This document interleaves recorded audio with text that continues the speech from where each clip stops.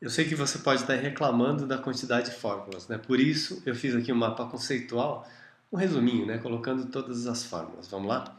Então a gente começa pelo ímã, que foi a nosso primeiro encontro. E eu falei assim para vocês, olha, ao redor de todo o ímã tem um campo magnético, não é isso?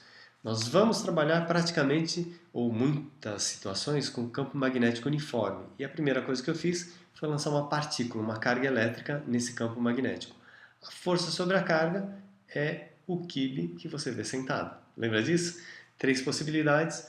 Jogou a carga paralelamente às linhas, o movimento é retilíneo uniforme. A carga vai por inércia, certo? Movimento retilíneo uniforme. Se eu lançar perpendicularmente, vai fazer um movimento circular uniforme de raio μv, o Kib, e o tempo que a partícula demora para percorrer uma volta é 2 pimentas no meu Kib. Outra formulinha aí. Agora, se eu lançar obliquamente, quer dizer, eu estou lançando de uma forma que não é nem 0 a 180, não é paralelo às linhas, nem perpendicular. A carga vai fazer um movimento helicoidal e uniforme. Opa, já apertei aqui, já veio adiante. A próxima coisa que eu fiz, em lugar de jogar uma carga, eu coloquei uma corrente elétrica num condutor metálico. Então, se eu coloco uma corrente elétrica no fio, sobre esse fio vai aparecer essa fórmula do biosentado, né? Campo magnético, intensidade e comprimento do fio. Agora, se eu pegar esse fio e girar e dobrar, né, em forma de espira, o campo magnético dentro dessa espira vai ser dado por essa expressão.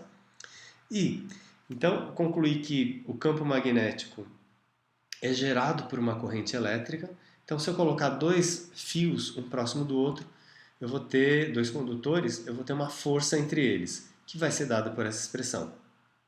Agora, voltando aqui para a criação do campo magnético por uma corrente elétrica, eu tenho o campo na espira, né, que é uma voltinha só, e o solenoide, que é outro importante, que é o B igual a μN sobre L vezes I.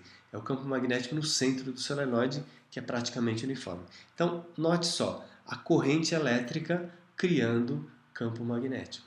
Então, antes era só o ímã que criava o campo magnético, né, enquanto a gente estava estudando. Aí eu notei e aprendi que a corrente elétrica também cria campo magnético. O próximo passo foi falar sobre a indução de lentes, ou seja, eu tenho um campo magnético que varia o seu fluxo e numa espira ou num fio eu vou ter lá uma corrente induzida. Então, antes eu tinha corrente criando campo, agora eu tenho campo criando corrente elétrica, a lei de Lenz.